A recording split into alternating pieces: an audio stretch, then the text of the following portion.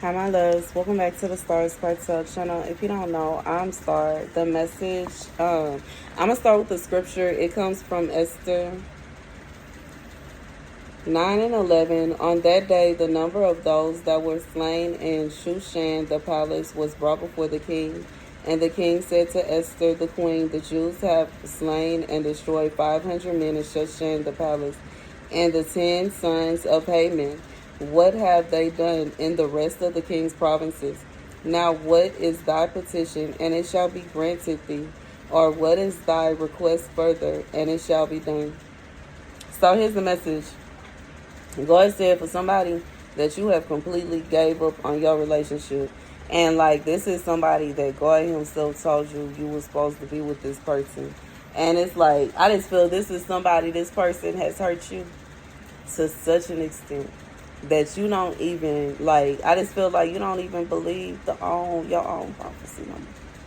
You don't even believe your own prophecy, like, let alone somebody else trying to make you, like, I feel like that is more dangerous. It's more dangerous for you to be in a position to where you are against and turning against the prophecy that God gave to you versus somebody else doing. You turned away from it. You yourself are rejecting it and saying, no, that can't be it. God said, but it is. And you keep saying, but it ain't.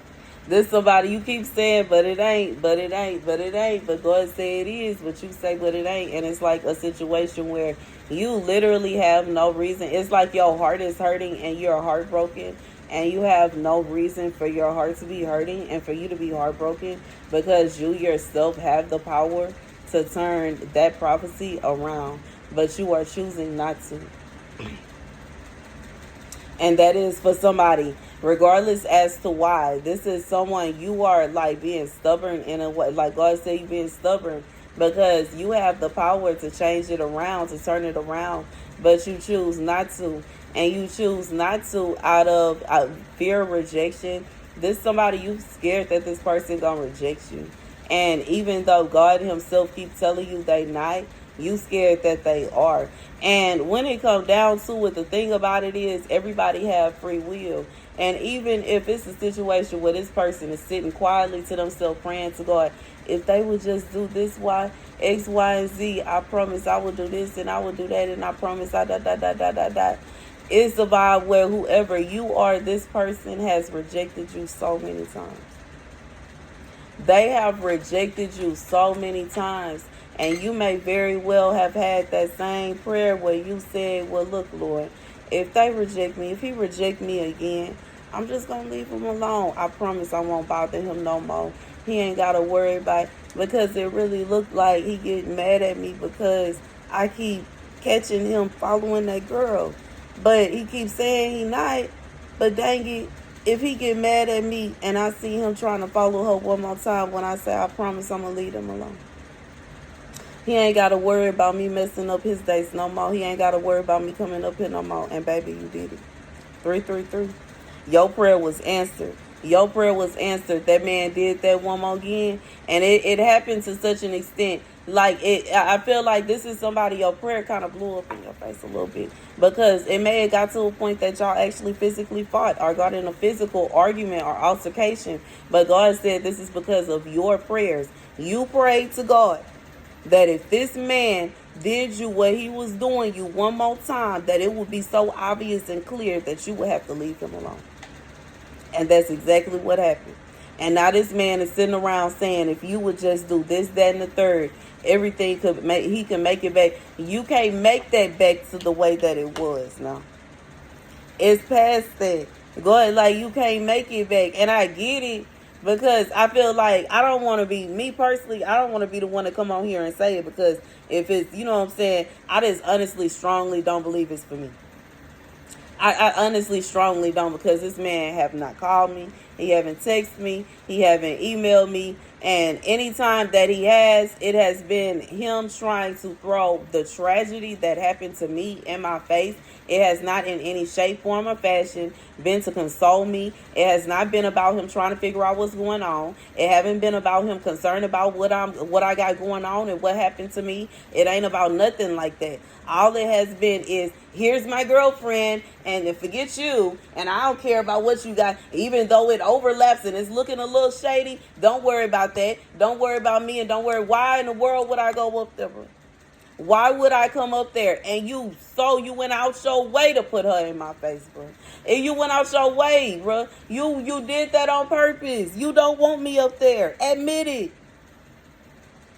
You don't want to ever, you never wanted to see me again. Admit it. And I'm saying that because the whole time you was cheating on me, you not once sent not one of them women a picture of me and you together. Not once did I ever, never did you ever send a picture of me and you to anybody. You did that on purpose because you hate me. You did that on purpose because you wanted it to be finished. You wanted it to be over and you wanted it to be through. And you can't make me believe that you ain't have nothing to do with it, because why is it that you specifically chose to single me out and send that picture to me and single me out and allow that to happen to me and act like it's all good and ain't nothing happened and we don't care and she just another thought when? And I've been sitting up under you for the past year and a half, bro. Stop lying. Stop lying. And if you don't want to stop lying on yourself, you for sure finna stop lying on me. And I mean it. And you finna stop lying on me. And you finna stop making up stories about me. And you finna stop trying to make it seem like it's something that it's not. Because what you doing is making yourself look real guilty.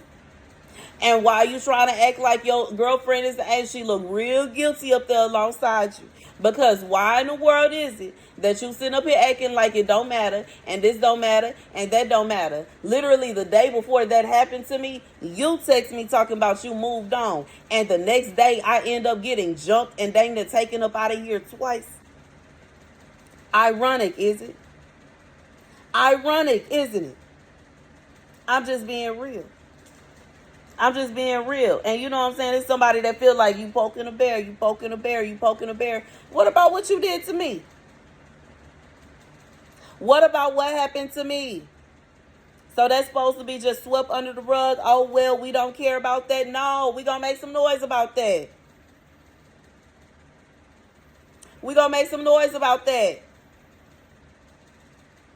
It should not. No, I have all rights and authority. I can have all the audacity if I want to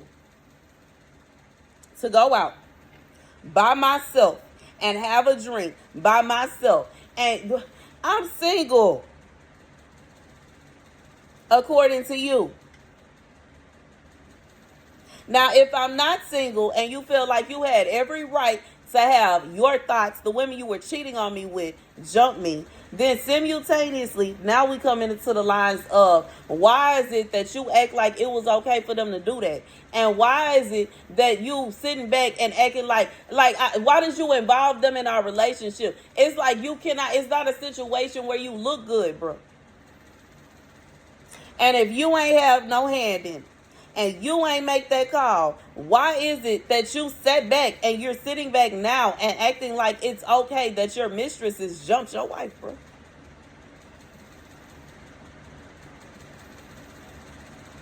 Oh, I'm not your wife no more? So the day before I was and the next day it's okay for people to jump me now? Once again, you looking real suspicious. It sounds like you put a hit out on me. Did you tell them that it was okay for them to jump me? Even if it was a situation where they were like, ain't that your girl, ain't that your... Nah, that ain't my girl no more. I don't care what happened to her. I don't care what happened. Did you tell them it was okay for them to jump me? Is that what happened? And you trying to sit back and act like you ain't did nothing? After you specifically went out your way to make all these women jealous of me by sleeping around on me to such an extent, you were making women that you were just sleeping with for 5 seconds fall in love, bro, to such an extent that they wanted to beat me to death. And you want to sit back and act like you ain't do nothing. Like you are innocent. You are not innocent.